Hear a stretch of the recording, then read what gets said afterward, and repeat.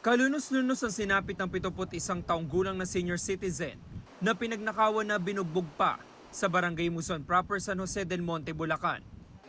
Sa imbestigasyon ng pulisya, naglalakad ang biktima ng sapilitan daw isakay sa AUV. Nag-counterflow po itong sasakyan, meron po silang nabanggang motorsiklo.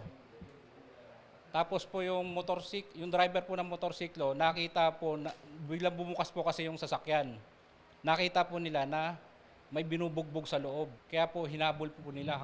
Ilang metro pa raw ang itinakbo ng AUV hanggang makatakas ang biktima. Humingi siya ng tulong sa gwardiya ng isang subdivision na siya namang tumawag sa pulisya. Inaresto ang driver ng AUV habang nagpulasan ng kanyang mga kasama.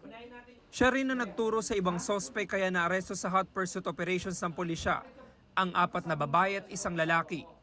Ang biktima naman ay sinugod sa ospital pero binawian ng buhay kalaunan.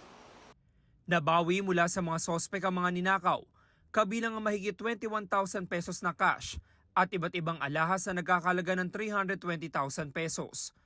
May nakuha ring baril at isang sumpak na kargado ng mga bala.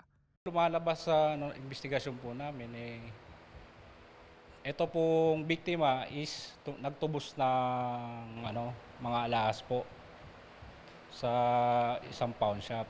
Kaya po siguro natiktikan na itong mga suspect natin. Patuloy na hinahanap ang 2 pa nilang kasabwat. Driver lang po.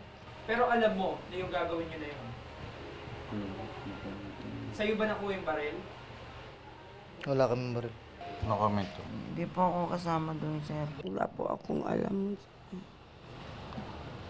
Pero ginawa mo yung Hindi po. Wala po. Hindi ko pa alam na ganun ginawa nila po.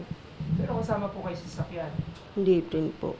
Hindi po kami kasama sa pag-ano dun sa matanda. Anong partisipasyon mo? Ako po, nandun lang po ako sa bahay. Ewan ko kung bakit kami tinuro sa bahay. Maharap ang 6 sa reklamong robbery with homicide, habang ang 2 lalaking sospek ay may karagdagang reklamong paglabag sa Comprehensive Firearms and Ammunition Regulation Act.